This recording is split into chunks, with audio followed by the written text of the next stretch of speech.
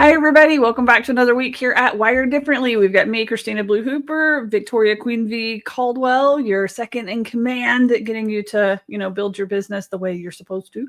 And Mindset Melanie Branch, the expert at taming your brain so that you can actually do what you need to do every day to grow your business and build your empire. I'm really excited about this topic this week. We're talking about why fixing your business, air quotes, doesn't work and what does instead. Which is really good, right? Because we've all experienced being kind of like varying levels of in love with our business. Like sometimes we're kind of falling out of love, we're struggling with it, we're feeling overwhelmed by it. Other times we love what we do. I spent a long time in the I don't like what I'm doing realm before I, met Melanie and met Victoria and gave myself permission to actually enjoy what I do every day, which is amazing to have that kind of freedom. So I'm like personally really in love with this topic. I think it's a really good one. So let's see. All right. Where do we want to start? I'm going to pop our first question up here. Why don't typical business fixes work for neurodivergent entrepreneurs? I want to invite Melanie to jump in on this one because you literally help people with their neurodivergent brains start to do what they want to do. So like they're watching all the bros, they're doing all the things, they're doing all the business fixes, all the usual like niche down, sell more, make lead magnets. Why does that type of stuff just not work for most of us with the Neuro-Spicy brain wiring? If you are neurodivergent, you have an interest-based nervous system. So if it's not interesting, it's not going to get done till the last possible minute, meaning you're going to wait. This is why we didn't write our term paper until the night before it was due, even if you had a whole semester to do it.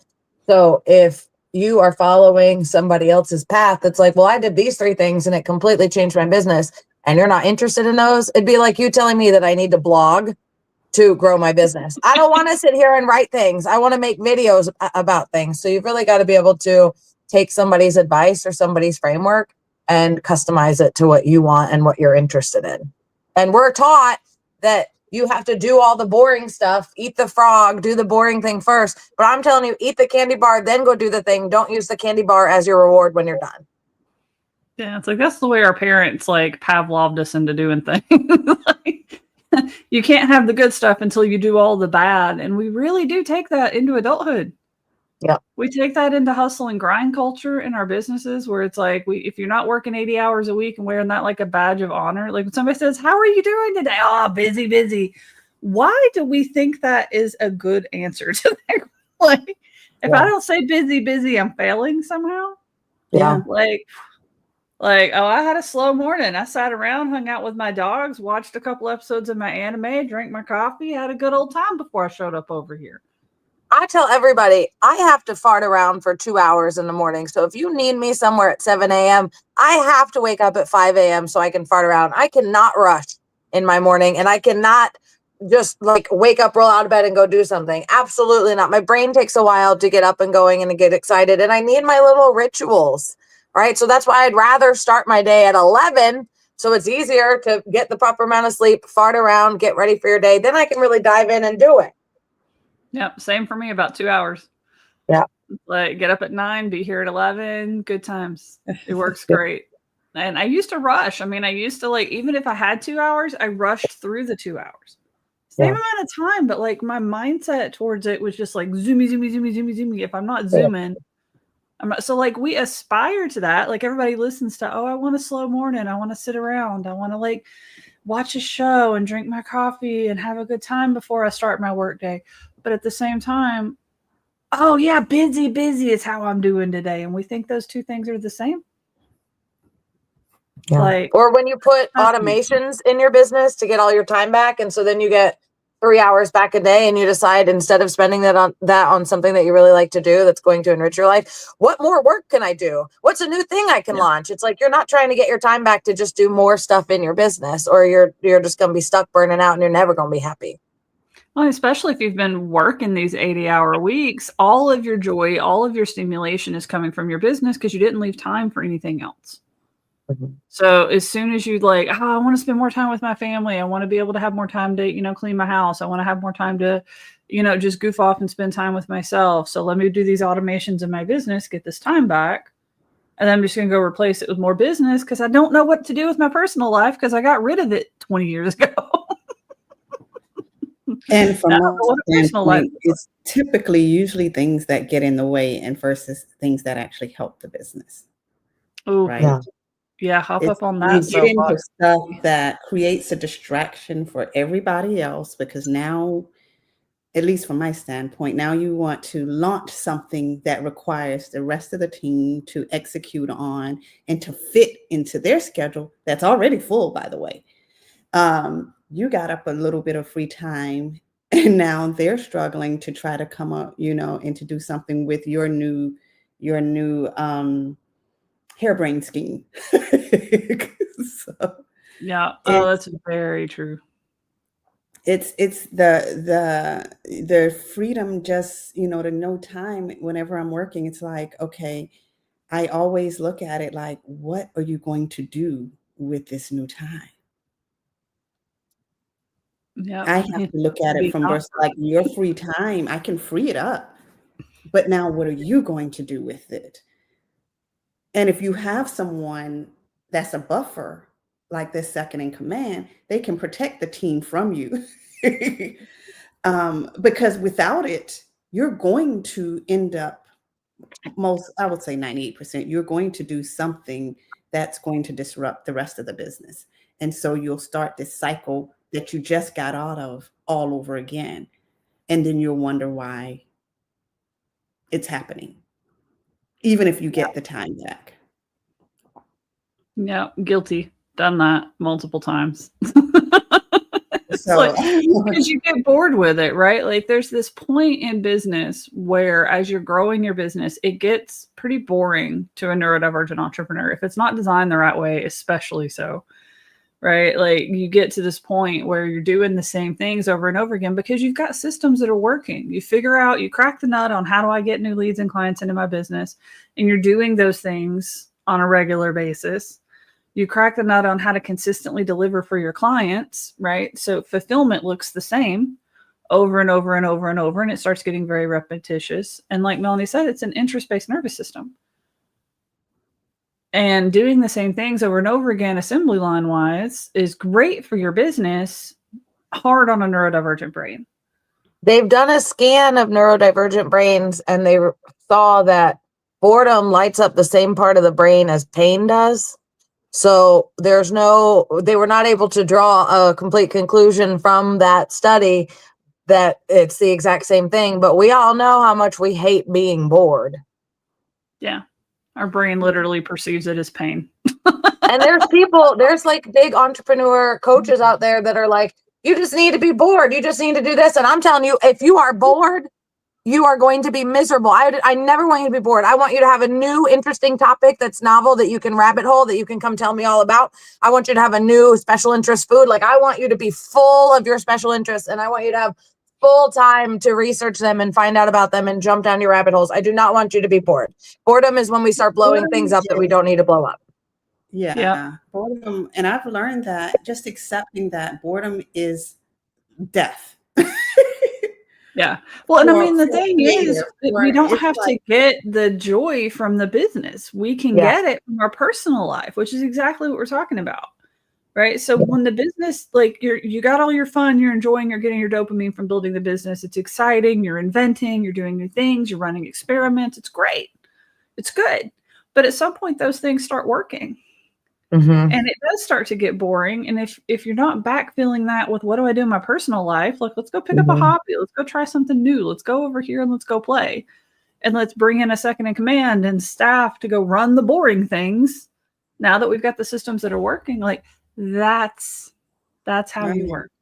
You keep you can't get all your joy from your business forever. Like you shouldn't hate your business. Don't get me wrong there, right? Like you do need to enjoy your business. You need to enjoy your clients. You need to enjoy what you're doing. But it is going to hit a level of boredom as it starts to get successful. Yeah.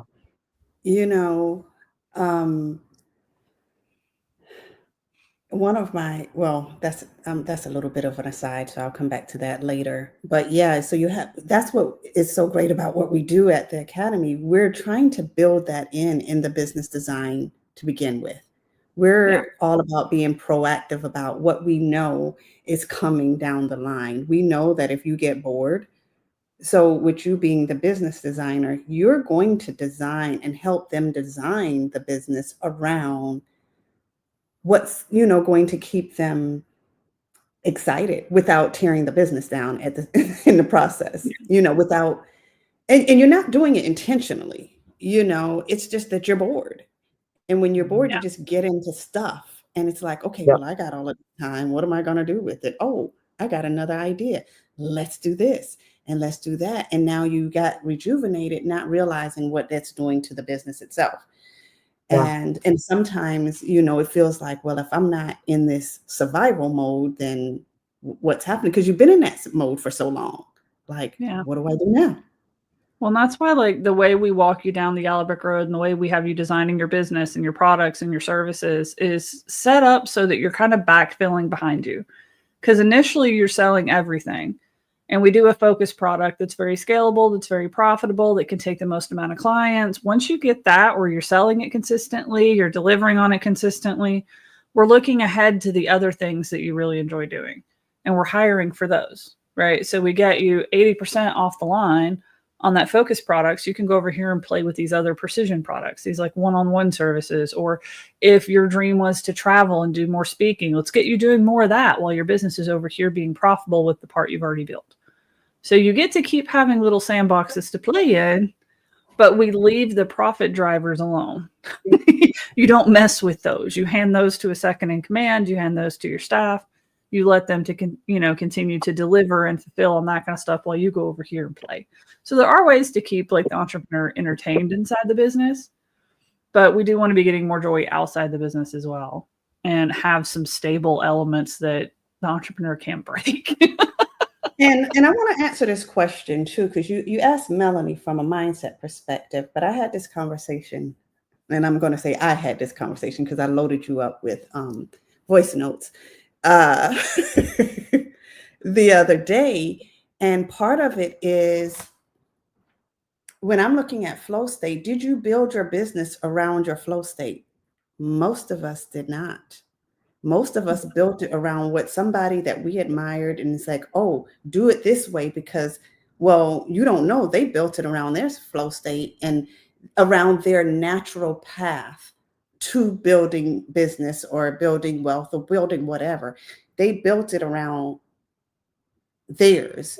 And now they're teaching you how to be like them. And when you're doing it, if you're not like them, you're not going to get the same joy, the same experience. And then you'll come back and you're like, you know what? It's successful if it is, but I hate my business. How many times have we heard that? I hate my business, but you built somebody else's business, or you built it in a way. You can build a similar business, but structure it and design it around your genius, your flow state, the things that light you up. And then you're not going to have to worry about that part. So a lot of times the fixes don't work because you're not fixing the things that are really, you're fixing all of the symptoms, but not the root of the issue. Well, a lot of us are natural problem solvers. We've kind of had to be, right? Society wasn't out there helping us understand ourselves. We're constantly having to figure out what's going on in our brain, what's going on in our body, why we feel this way, why we think this way. We're natural problem solvers.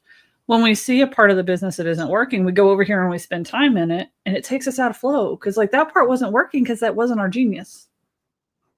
That wasn't where we needed to be spending our time. So now we go over here and spend all of our time in the thing that we're the worst at instead of bringing in somebody who's better at it than us. Right. Even, And even so that is a whole different budget. You can bring in help, right? You can go find the person that is their genius.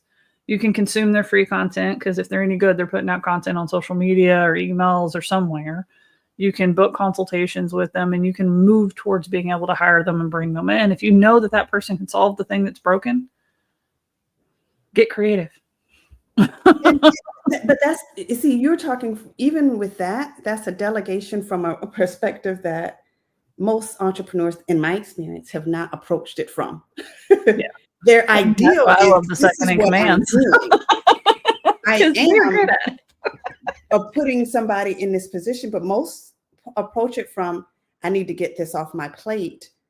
I need somebody else to do it, not realizing that there's a whole process for setting that person up for success versus just, and this was the side I was going to go on earlier. I just responded to a Facebook post with a Facebook friend posted, and in all her honesty, she was just like, okay, what do you guys delegate to your VA? I'm trying to get more things off of my plate and also give the VA more work, more hours. And I'm like, you're approaching this whole topic wrong. Like, it's not about just giving things to the VA and what kind of thing. And you're probably asking people who ain't figured it out anyway, and they're probably doing it wrong. And so I gave her a whole list of stuff. And I mean, I gave her a process. But no, let me stop before, because I'm going to hear Christina's mouth later. I gave her a step by I gave her, some steps to how you even go about, breaking down what's going to be delegated to begin with, and who to delegate it to, and what this VA is going to do, and the value, like, what are you doing in the business that maybe you don't need to be doing at all?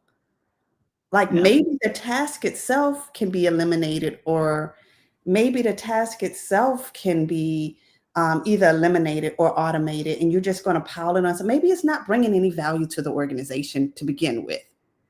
Is it high priority or low priority? Can it be eliminated? Can it be delegated? Can it be automated?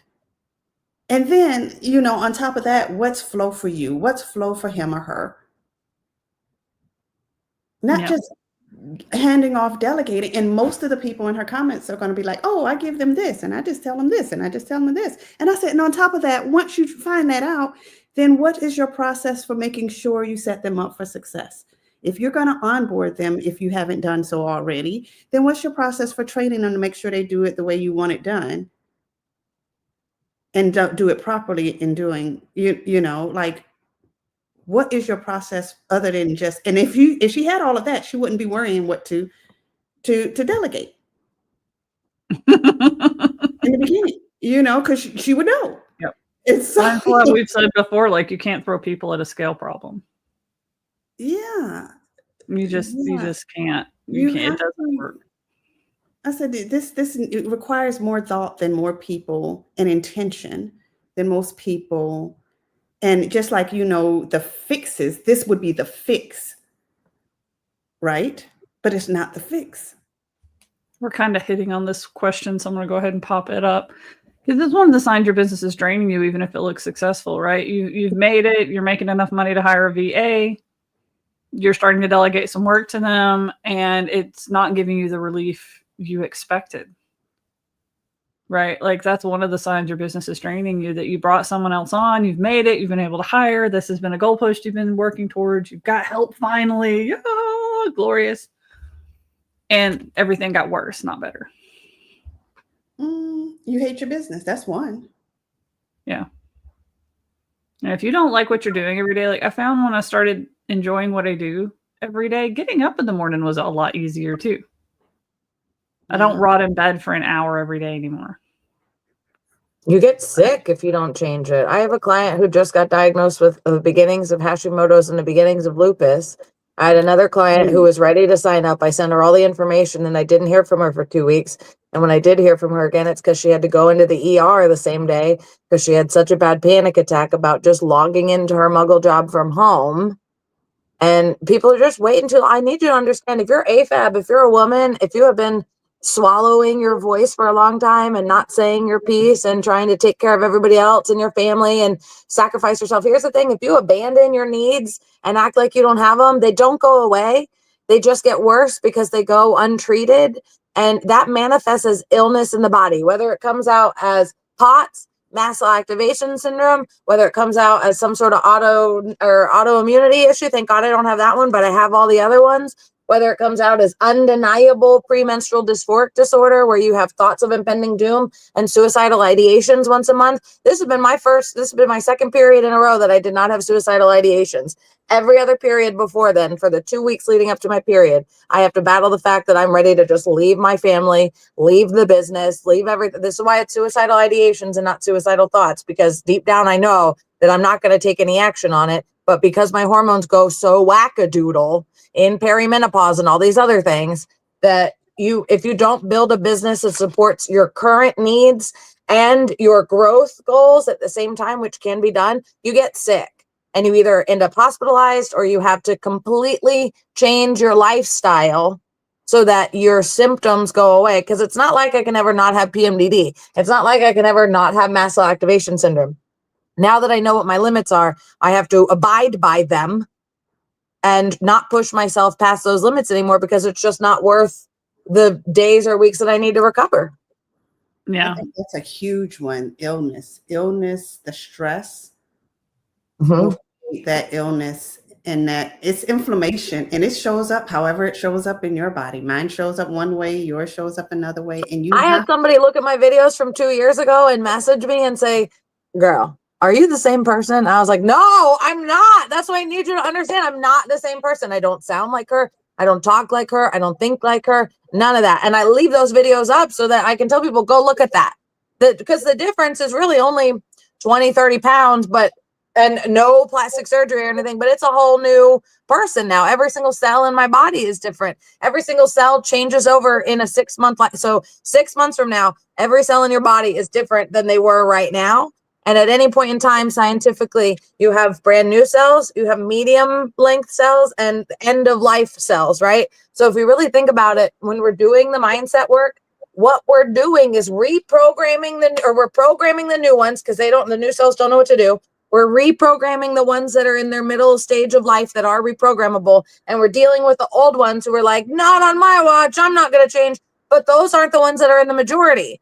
So from now on, understand there's going to be a little bit of resistance from those old people cells that are in your body. They're like, I don't want to change. But every other cell in your body is ready for ecstatic joy if you'll allow it. But so many of us, what we haven't said here is everybody is addicted to their stress. Everybody is addicted to their cortisol. Everybody is addicted to being able to say, oh, I'm so busy. Oh, I have so many clients. Oh, I have so many things to do. Da, da, da, da, da. And in reality, when they try to go to sleep at night, they struggle to go to sleep, or they pass out at their desk. We've seen that a lot of times in the past 3 years of people just being like, oh, well, I don't know. I just kind of sit on the couch and watch a show and fall asleep. And we have to understand that means you're just existing. You're not living.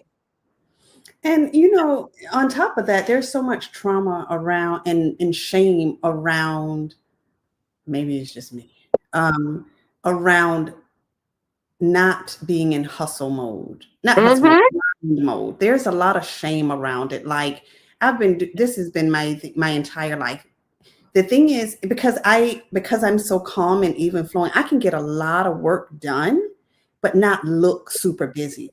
And because I've had jobs like that to where, because I handle it so well, or handle it, the perceived handling it so well, that people assume that I'm not,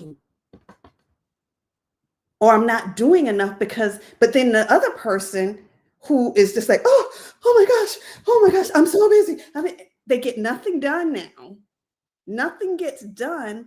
But everybody thinks they're doing so much and they're so stressed, but all they're doing is talking about how busy and how stressed out they are, but they're not actually doing any work. Yeah. And the shame around that, glorifying the grind with somebody. I can run circles around somebody at my job. Now, see, my superiors or my whatever would always know that I'm getting so much done. But then somebody over here is like, just talking about getting stuff done. And so that shame around it is something that I've had to deal with. You look lazy when you're actually super productive. Like I realized that the other day. I had a day where I was like crazy productive, but I was calm the whole day and I didn't feel rushed and I wasn't like, and I was like, I don't feel like I got much done today. And then I look at my list and I'm like, well, shit. We call it bed rotting, for crying out loud. You're not even allowed to just have a day where you get your nice jammies on and you order takeout and you watch the show that you've been wanting to watch. They call that bed rotting. Ma'am, I call that restorative. I call that my Taurus heart wrapped up in a weighted blanket, super duper happy and excited about the plan for the day, right? You don't need to have like a strict routine or a strict ritual, but you do need a plan, even if it's going to be like a rest day. But we're not even allowed to call it a rest day. Everybody calls it bed rot. Like, come on. What if you don't rest, then how do you keep going? Yeah. Until you're like ultra successful, and everybody like, how are you being so successful? You don't actually do any work. They want the success, but they don't want what it takes to get to the top, right? If you think about building a business as hiking a mountain, everybody loves the view from the top, but nobody's willing to strap up and tie up their boots and put their backpack on and make sure they got enough water in their canteen. This is a good question to bring up on this one. So like, let's say somebody is listening to all this and they're like, yeah, okay, I'm willing to do the things, but I've tried some stuff before when I've gotten to this mode where I'm hustling all the time, I'm stressed all the time, I'm getting sick all the time, and I'm going to try and climb myself out of it, and I'm never going to go back there again. But then what happens? They go back there again, over and over and over again. So like, why does this happen? Why do people keep falling into this? Like, what are some common things that like they try to do X, but that's never going to work, and they fall back down? Well, the base of it, in my opinion, is they're fixing symptoms and not fixing the root of the issue, which a lot of times is centered around the individual. Like whether it might be something, like if you're noticing all of these things happening in the business, it might be something in the way you're approaching your business that is might need to change within yourself. Sometimes it is, you might need to go do some inner work and find out, well, why am I making these decisions? And this is not the thing that is most apparent. All of the symptoms are apparent, and then people address the symptoms and they go and hire this person and they address the symptoms and it might work, but they're not addressing the thing that actually is causing them to go down that path to begin with. Yeah, mindset gremlins are sneaky little fuckers. Like sometimes they're sitting here and they're big and obvious and like roar and like we can tell that they're hitting. Other times they're like sneaky in the shadows, tripping you up every time you take a step. Mindset gremlins freaking suck balls. It's always mindset. And it's hard because when it's you don't know. You can see what's happening around you, but you can't see. It's like I always say, you can't see the picture when you're in the frame. And if you're not willing, it's like when it's basically like realizing, for example, this is one example, when a leader realizes they're the bottleneck versus when they don't. If they don't realize and they don't have that self-awareness, they're going to fix every problem that they attribute to everything else. Oh, I don't have enough leads in sales. Okay, now I got plenty of leads in sales. Now I got a team that can't deliver. Oh, and then I got a team that can't deliver. And then now it's the team's fault. And then at some point, and maybe they realize that, wait a minute, maybe I'm the bottleneck here. And that lack of awareness, or that awareness is the awareness is like, okay, if I'm the bottleneck, now I know what I can do to get help.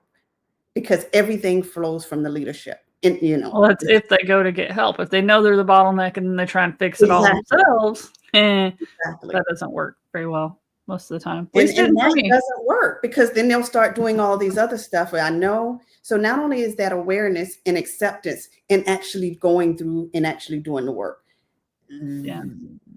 Well, no, like one sign I see is a bunch of launches. Like they'll be constantly launching new things. I'm going to put a new lead magnet together. I'm going to put a new program together. I'm going to put a new, like, whole new strategy together for X. Like, I see them completely burning things down and starting something new all the time. And it might just be like 3-4 weeks since the last thing they launched. And now they're going to launch another thing, and then they're going to launch another thing. And they don't give the first thing any time to see if it's going to work. Right? Because it's like people don't understand how complicated something is. Even if it's something as simple as a lead magnet. You have to build it. You have to set up the tech so people can opt in. They can get it delivered. You have to figure out how to market it. You have to make sure that the lead magnet's actually delivering value. So like you're having to troubleshoot all of this stuff for something simple as an ebook. It's a lot more effort than people realize. Like you're not just going to slam together a new ebook and magically the leads will come. That never happens. You have to learn how to talk about it. You have to learn how to, market it. You have to learn how to get on social media and make posts about it, how to send emails to your list about it, how to get other people to send emails to their list about it. And like, on top of that, you got to make sure it's something somebody even wants. and is getting value from. And that's So assuming that the thing is good. and that's assuming it's good and people want it.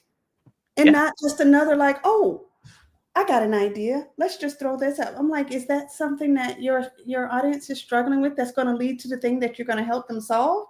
Is it like a piece of the process, or is it just something that you just dreamed up today? Like, oh, this was good. About this thing on social media 5 times this week and not a single person downloaded it. So now I must need to go make something new. And it's like, no, that doesn't work. Like, most of the time, it's going to take you a couple of months unless you are really experienced and have a good social following, have a good email list that is used to your offers, is willing to opt in just because it's you, right? And a lot of the bros we follow that give a lot of advice, they're at that stage, right? Like their name alone will get people to opt into things regardless of whether it's garbage or not. So unless you're at that stage, it takes work to get people to do your stuff. It's going to be like 30, 90 days-ish. There's an adjustment period too that people need to understand. If you are shifting, I have one client who's shifting their language and their messaging to really target a more luxury clientele based on what they do. It's a perfect matchup, and the messaging is great, and they have a good following, and their following is full of the right people.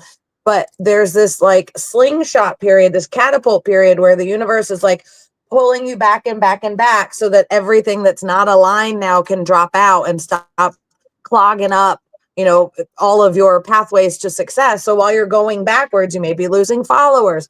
You may be not getting all the leads that you were getting before, but all the leads you were getting before weren't the right people and they weren't aligned. So they weren't going anywhere. So there's this time period that, depending on who you are and what you're going through, you're going to shift, and it's not going to be instant. It's not going to be like the floodgates open and you're going to get pissed and you're going to be like, this isn't right. But then all of a sudden, when everything's lined up, everything's dropped out, the universe lets go and you're like, shoom. And you better damn well bet that you've built the right foundation to support that kind of rapid growth, because if it happened overnight, every human being would have $1 million plus a year business. Yeah. Well, we have to get used to spotting glimmers for what they are. Because like in the situation you just talked about where we're shifting niches, right? We're changing our targeting.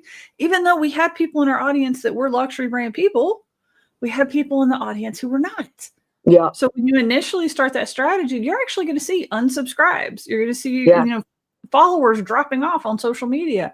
And if you don't recognize that as a glimmer, you're going to be like, oh my God, I changed my messaging around and everybody started running away. Let me go back to what I was doing before. When those are actually signs of success, because we're trying to clarify our messaging. We're not going to sit here and instantly attract all of the new people at a higher rate than we're going to lose the wrong people. Yeah. So you will have a die-off effect. Same thing happens if you update your website. Like, people freak out every time we launch websites. Like, anytime I've launched a new website, they're like, oh my God, my traffic went down. Da, da, da. Yes, because Google's relearning you. Yeah. You updated your website, you shift your niche, you changed everything. Google's trying to figure out who you are. It's not going to send the same amount of traffic while it's going through that learning phase. It's sending new people, and that traffic trying to figure out who the right people to convert are. So you're going to see a drop off, and then you're going to see a bump almost every time. Right? So it's like recognizing these glimmers for what they are and sticking with something long enough to see if it's even going to work. And some of that comes into planning ahead of time, right? Like sitting here and thinking it through, not like I'm going to launch a new thing and like, everything's going to be better. Or I'm going to change my messaging and everything's going to be better. I'm going to clarify my niche and everything is going to be better. What does that actually entail? How do you know if it's working? How do you know if it's not working? How long are you going to give this experiment, right? Yeah. Approach it scientifically to a point. Like, scientists aren't going to be like, we're going to try this once. It didn't work. Okay, cool. Abandon it. Let's run. And the thing is, and we talk about a time frame, but you got to have a time frame with the proper things in place. Like, you can wait 6 months, but if you haven't really done anything to make sure, let's say, go back to your lead magnet example. You put a lead magnet out, again, you haven't decided whether you just came up with it. You haven't tested whether this is something that the market would want. So you created it out of that. Then you're not tracking, okay, what's the conversion rates? What's going, where they're getting stuck? You don't have, let's say, a journey or a funnel that they're going through. You're not tracking the metrics. You're just noticing that You're not tracking, the messaging. Is it converting? Is it not converting? Are you testing it? Or you're not doing all of that. And even if you are, you still need to give it, let's say, at least 3 months. Yeah. I think So that's kind of the when standard you say for most 3 things, months like or 3 a few months. months, that's assuming you put all of the proper measures in place. You do everything that you can within your power to make sure that you set that campaign up for success. Not because if you don't, then it could be 2 years later and it could not. And then, yeah, you're going to burn it down. But it doesn't mean it's not working. It just means that you didn't put it to work properly. You just threw it out there and just say, okay, it's spaghetti on the wall. Let's see what sticks. Yeah, that would be like, I'm going to give myself 90 days to test it. I'm going to put out one social post about it a month. And I'm going to send out one email to my list. And that whole time we talked about it a grand total of 4 times in 90 days and can't figure out why nobody's getting it. Like, oy vey. Yeah, Right. so start with, okay, create something somebody actually wants. And then put all the measures in place to make sure that you give it everything it can to, and then give it time. Yeah. Well, and you can test the same type of content in a couple different formats too, right? Without Yeah, making major changes. Because like, take this very topic right here, like why fixing your business doesn't work and what does instead. That could be a workbook with a video. That could be a checklist of things that people could do to help, identify where the problems actually are in their business. That could be an ebook, right? So you can play with, I call them content vehicles. We're going to ship the message in different vehicles, whether it's a plane, a boat, a train, who cares, right? But it's the same content, just traveling in a different vehicle. Different vehicles work without you having to reinvent the wheel. So like you may have something that's like, I think this is really good. I'm going to put it together. I'm going to do it as like an ebook, but this is something that people want tactical help with, not informational help with. And an ebook doesn't work, but a workshop with like a video and a checklist does. Same information. Yeah, and the format, like you said, like some people are audio, some people are visual, some people are, audio visual, some people will rather read. You can do one lead magnet, and I would in 3 different formats. Yeah. That's can change your marketing up to match that too, right? So that's putting out videos, that's putting out text posts, that's putting out, instructional versus informational content. Like you can mess with the same type of thing without fundamentally reinventing the wheel. Right. And I think a lot of times people like they'll put something together and it doesn't work and they just abandon the whole idea instead of being like, why doesn't it work? Yeah. What is there a small thing we can change that might pull this into working? I think that's the curiosity around that is something that I would think for a creative would be like, oh, how can I fix this? Like, what's the problem? But the boredom and impatience get to the like, okay, taking too long. I know one of the things people try when they're trying to fix their business is changing their niche or niching down a little tighter, things like that. And you will hear everybody who has made it, who has arrived, who is making sales, who has this experience tell you need to niche down. You need to niche down. Every single one of them that actually has any success is going to tell you that. But everybody who doesn't have success fights against that and says like, no, that's doing you a disservice. You don't need to niche. You need to like sell to anybody and everybody so that you can find your niche. Da, da, da, da. I understand that train of thinking, but like, oh, that drives me bonkers. Like, no, you don't have to sell to everybody to figure out who your niche is, because what you're doing is a disservice to all the people that are not your fit, right? You can start making some early assumptions about the type of people that you like to work with. You can start thinking about things like, who do I not like to work with? What attitudes, what revenues, what types of businesses? Like, I don't really enjoy working with e-commerce businesses. It's not my vibe. I like working in businesses where people talk to people one way or another, not where they just go to a website and buy products. That's not my specialty, right? That's one way to niche down. Carving out a section of people that I don't want to help, that I'm not equipped to help. Another thing with that too is you know inside of your life the type of people you don't like dealing with. Yeah. Those when people you know what you can handle too. Like if you don't like being in a group of people and working with a group of people, don't sell group services. Don't sell stuff that people would benefit from being in a group, right? Like target people who benefit from one-on-one or vice versa. If you don't like working with people one-on-one, what type of niches and industries and things are going to work well in a group environment? Like that makes an impact what you do, right? Thanks, but it's not common practice. You're like, well, that's obvious. No, it's common sense. Yeah, but it's not. Nothing's obvious. Nothing's No, obvious when it comes to business. You'd think it would be, but you like, think it would be. It's just like, I don't know what well, okay, what kind of people you don't like working? You don't like working with at work. You don't like talking to. You don't like being around. Okay, these people will actually have the ability to become customers of yours as well. So that's one way you can do it, because it's almost like when we get into the niche or the customers, the type of customers, it's like, oh, I don't know because I haven't done any. yeah, it's like But pick you one and work- start with it. Just narrow it down and start there, and then figure out what you like. Because I mean, it's not just about marketing and messaging and da da da. It's about actually being able to deliver a transformation. Like I Right. talk all the time about, our target clients are on a journey, right? This is their lifetime of a journey that they're on. We're going to enter their life for a period of time and help them get to the next step faster, easier, more successfully. That's our job. That's what they're paying us for. That's the point. If we have no idea who this person is, where they've come from, where they're trying to go, what their journey's all about, how in the hell are we supposed to build businesses and build services that actually get them a little bit, where they're trying to go faster, easier, more successfully?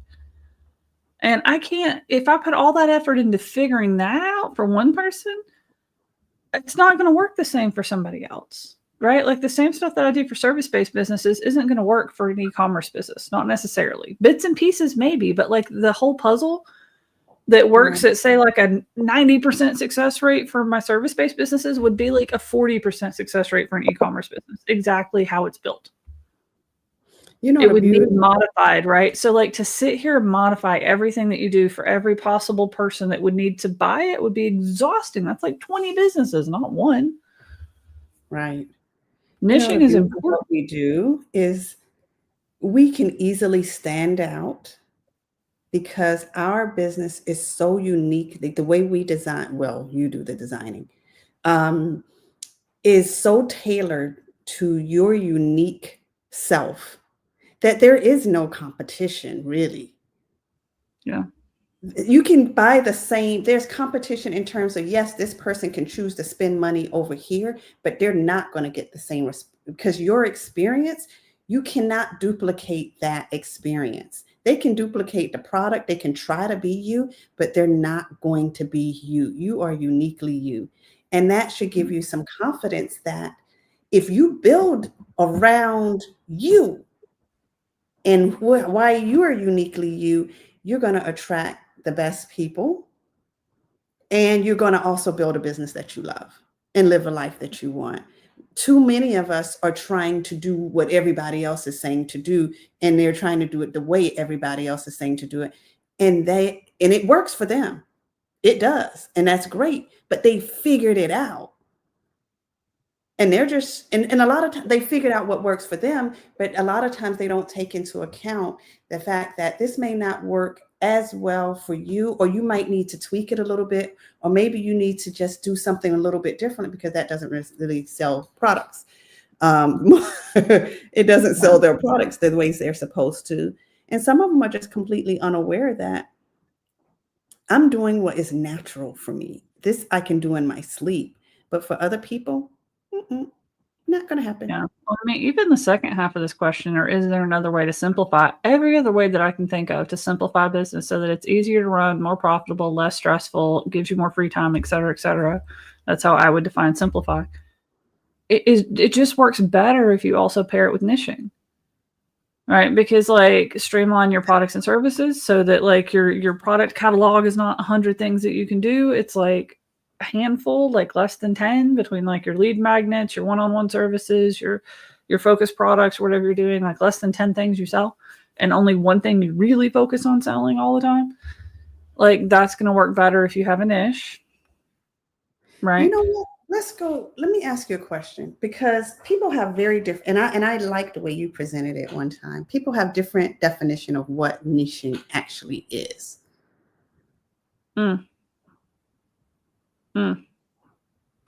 Niching to me is like getting really, really clear on who you can create a transformation for.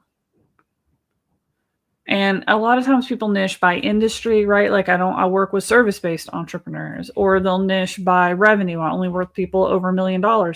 We've talked about this before, that you can have somebody that's a $10 million a year business that has the same problems in their business that somebody making $250,000 a year has.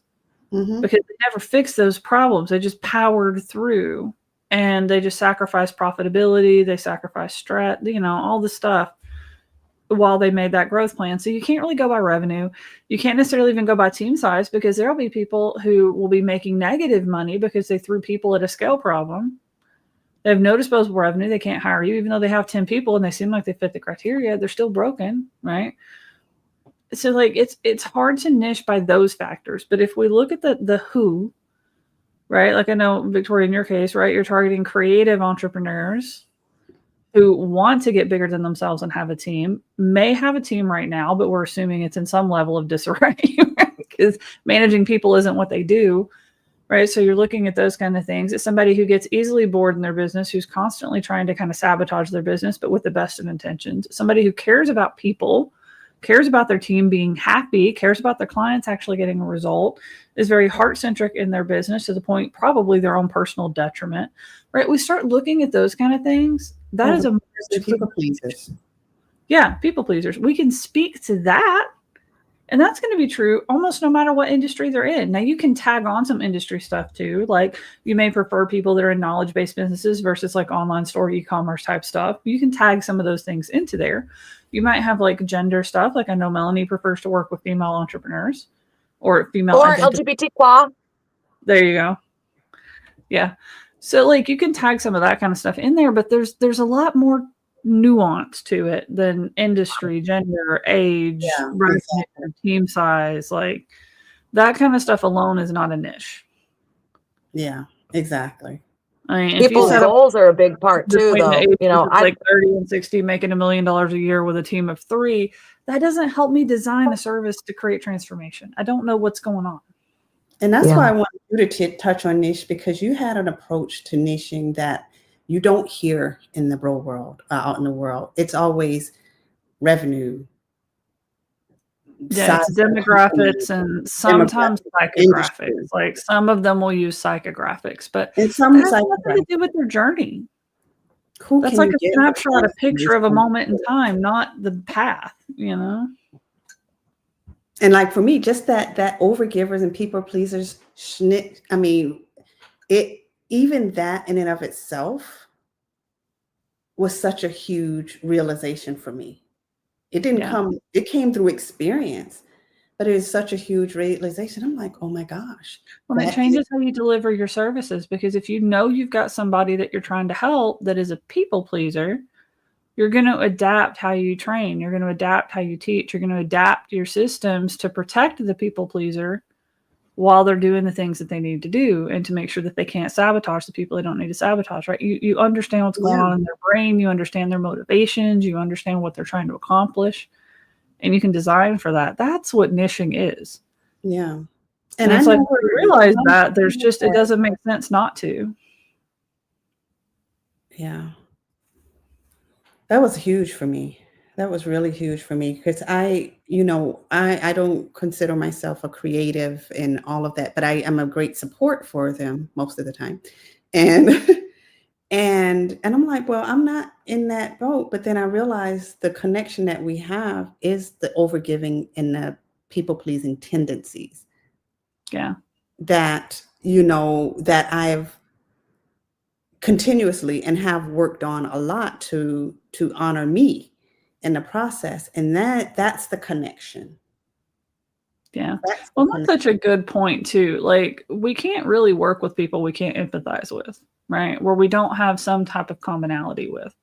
But that doesn't mean that we want to work for people that are us. Not always. Right? Like, you don't work for people that are you because you're a supporter, not a creator. You work with creators to support them. But the underlying theme is people pleasing. The underlying thing. And it took a long time to figure that part out. But that just goes to show that niching is not necessarily just about the industry, because I was on that track. Yeah, that's where most people. If I was on that track, you never really figure it out. But then I'm like, you know what? And you remind me of this all the time, like literally all the time. And it settles, it finally sinks in after, some time. And it's like, you can't really go by this, and you can't really go by this, and you can't really go by this. But the messaging in and of itself is speaking to this group of people. And it doesn't matter what the solution is, because you can have a solution all through for all different. You've been teaching me this for the longest time, so it's sinking, and it's like, oh, okay. Well, I mean, people come to me all the time with a messaging problem. I can't figure out how to get my messaging dialed in, and it's usually a business design problem, not a messaging problem. It's usually that they don't have clarity on their niche, that they don't know where their audience is trying to go, where they're coming from, right? We talk about that all the time, that marketing is just trying to help somebody understand how to get from where they are to where they want to be. That's all marketing is. That's all messaging is. If you don't know your who and where they are and where they want to be, you're never going to get your messaging right. Ever. Like, you have to solve for that first. Your products and services have to be creating transformation before you can start doing messaging that talks about the transformation. You actually have to be designing your business to create it. And before you can even create a product or offer for it, like, you need to know who these people are. And like you said, who do you create a transformation for? Yeah. I'm curious about this question. I'm really I don't have the answer to this one, but I'm thinking since we've got Melanie on here, we might get to one. So this will be interesting. How can I tell the difference between a mindset issue and a business design problem? I would say most people think that they need a new strategy, when in all actuality, you need to expand your nervous system and your beliefs, because really your mindset is just your nervous system and your beliefs, what you believe you deserve and what your nervous system considers safe. So it will actually allow you to go after it full force. So if your nervous system doesn't believe that you can actually help this person achieve this thing at the price point that you're charging, doesn't matter what your strategy is, it doesn't matter what your messaging is, your energy behind it is never going to push it. And so nobody's ever going to believe you. So I would say if you work on your mindset and you work on your nervous system consistently, continually, every day, every week, whatever it is, your business can continue to grow, because you are always the thing that's stopping it. Again, if it was just a strategy, if it was just a system, if it was just a matter of automations and whatnot, everybody would have $1 million plus a year business. It's always mindset. It's always your nervous system. It's always the energy that you're putting into it. And if you can't shift from a lack mindset, and it's a lack mindset to be like, I have to work 80 hours a week, and every time I get a break, I have to fill it with more work, and I have to do this, and I have to do that. And I have one person that I'm working with right now that doesn't want to pay $97 a month for high level, and they're bringing in 5 figures a month. And I was like, what is $97 a month going to do to you? Why are we even talking about this? And it's not actually the money that they don't want to spend. It's that they are resistant to having to learn all of the new tech. And they're telling themselves, well, I don't know if $97. Okay, well, you're not going to know if $97 is worth it until you actually start doing it. And 6 months down the road, you see how much easier your freaking life is, because you have everything under one umbrella instead of, oh, I have this and this and this and this and this. So really understand, if you're not growing, if you're not happy, it's your mindset. Because also we always get stuck in this mindset that, oh, once I reach this milestone, I'll be happy. Once I reach $50,000 a month, I'll be happy. Once I have a team, I'll be happy. Once I have recognition, I'll be happy. But here's a problem. Telling yourself that the milestone will make you happy is like telling yourself that you're going to learn how to ride a bike and that's going to make you an Olympic swimmer. It's 2 totally different skill sets. And if you're not celebrating yourself right now for exactly what you have, and believe that you're worthy of incredible things right now without changing anything about yourself, you'll never be happy. Because the only moment that we actually experience is the present. And if you're always putting your happiness in the future, when do you get to be happy? Yeah. And then even when you get there, you're not going to be happy. You might get 5 minutes. You're going to get there and you're going to go, yay, what's next? It's literally going to be a second of celebration, if that. And then it's going to go, okay, team, how do we top this? What's the next thing? What's the next goal? If you're never going to be happy if it's in the future, you have to really say, let me be happy now. Let me have fun now. I was just talking about this on my live stream yesterday. It's not productivity that you need. You don't need to be more efficient. You need to be having more fun so that productivity ensues. Yeah. That's the Exactly. first step. That's It's the almost flow. always it. Like, even if I step in and redesign somebody's business and I fix all of it, most of the time they're not able to execute on it Yep. without some mindset work, right? Like, there's some gremlin in place. There's something holding them back. There's something that they're afraid of. There's something that they're stepping away from. Like, me and Victoria have had a couple of chats about this because, like, I redesigned her business 2 years ago and I was struggling to communicate it, right? Like, what I saw and the parts that I was communicating felt big and scary and not aligned. Yeah. So she wasn't like digging into them a little bit and being like, well, you know, what is it really big and scary? Is it really not aligned? Yeah, and that's what I was saying. We came to this realization that, one, I didn't understand because the vision was up here, but it didn't feel aligned. It felt like big and scary and not aligned.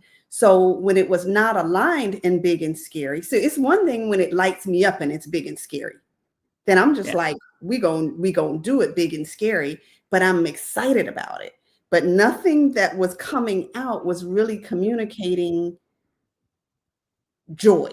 It was communicating pain. And it's like, I don't think I want to even do that. Maybe I thought I wanted this and I don't. So let me move that. And then that said, why are you playing small? And I'm like, I'm not playing small, but this in this back and forth in my resistance. Like, and I was like, look, most people are not going to resist as much. They're just going to go do something else.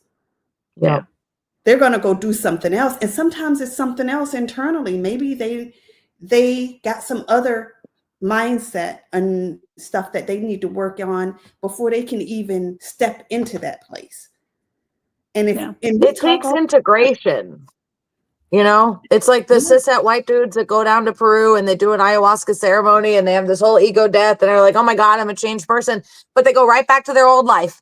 They go right back to the same people, the same house, the same mindset, the same energy, the same routines. So it doesn't matter what your breakthrough is if you're not willing to integrate the changes. And that's what most of us fear is success. Who's going to come along with me? You know, you're going to lose people. You know, you're going to probably end up moving. You know, you're going to change. You're going to look different. You're going to act different. And your brain doesn't want change. Your brain knows new level, new devil. Right. Especially with neurodivergent people, because a lot of times the more we were perceived, the more trouble we got into. You know, it's like the more eyeballs on us, the more people noticing what we're up to, the more likely we're going to get made fun of, picked on, put in, you know, timeout, spankings, blah, you know, whatever. Right. So we don't like being seen. And when you get more successful, you're going to get more visible.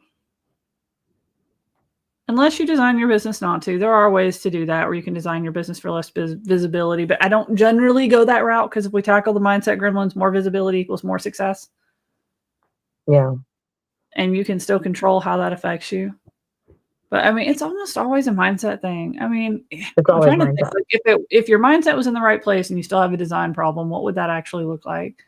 It's probably going to look more like, I have clients, but I'm not delivering the transformation for them. They're not getting the result that I wanted them to get. Something's broken in how we're delivering the product or service.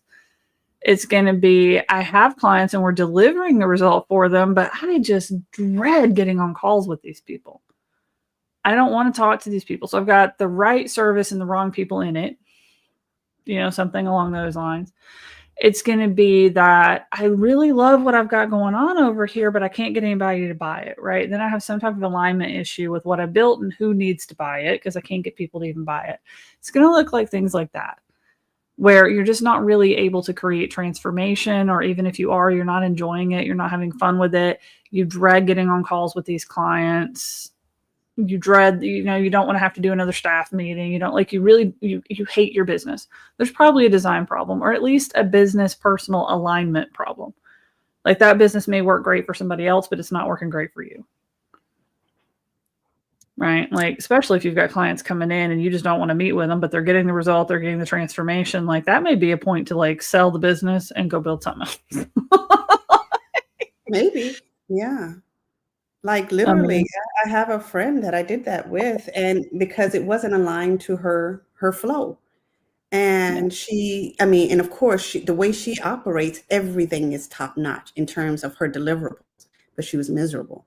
And I gave her an idea to change the structure to be more in line with her archetype. And she was like, oh my gosh, that sounds glorious. And that's what she did. And she ended up selling the business and licensing her frameworks for the education, and went and started another business that is her joy. Yeah. But she was great at what she did. Like high performers and high achievers, a lot of times they do very well, but they're miserable. Yeah. That's when you can make yourself follow and do all the ducks in a row without sabotaging it, but you don't really enjoy it. Like I met somebody one time who built like a really successful business helping people navigate life post-divorce, right? Like she had figured it out. She got divorced. It was a rough road. She managed to get, you know, she took her learnings and went back and had like these group environments, and it was great and everything for a little while. But then as she continued on her healing journey, she really found that she hated being in a room full of people bitching about their fresh divorce. She's like, I don't want to live in that world anymore. I've moved past that myself. I've evolved past that myself. I don't want to hang out in a room full of people that are still in the throes of the problem. Right. And I know Melanie's talked about that before too with her business. Like we've both talked about it. Like it's hard to get with people that don't know they're neurodivergent yet. We've already figured it out. We've already moved past it. We're past the grief stage. We're in the, you know, integrating these new things to help us feel better, be better. And the people who are still like, I don't know if I'm actually ADHD or autistic. I don't know if I'm Neuro-Spicy. They got a long road ahead of them that is painful to walk down. Yeah. You know, that discovery to figure out that you're neurodivergent and then the grief for the life you could have lived had somebody figured it out sooner sucks. It sucks. And everybody's got to move through it. And there are people out there who love helping you through it. I'm not one of them. Yeah. If I can inspire you to start that journey by hearing about some of what's going on with us and being like, I kind of resonate with that. Cool. Enjoy. Once you've made it to the other side, come play. Yeah. Like, let's go work stuff out. This has been a really good topic. I know we are at time now. So what I want to do is invite people to come next week. We're going to be on campus. I'm going to be walking you through 6 simple questions that can help you solve a lot of these problems, right? Help you figure out and spot the areas where things are broken, spot the areas for opportunity in your personal life, for your clients, and for your business to help you move forward. Like literally, I'm going to show you some examples of some people that have unlocked, you know, potentially millions in revenue just with these 6 questions. So it's going to be really cool. It's going to be a great little 90 minutes on campus. So make sure that you guys head over to neurospicyacademy.com/events and sign up and come join us. It's completely free.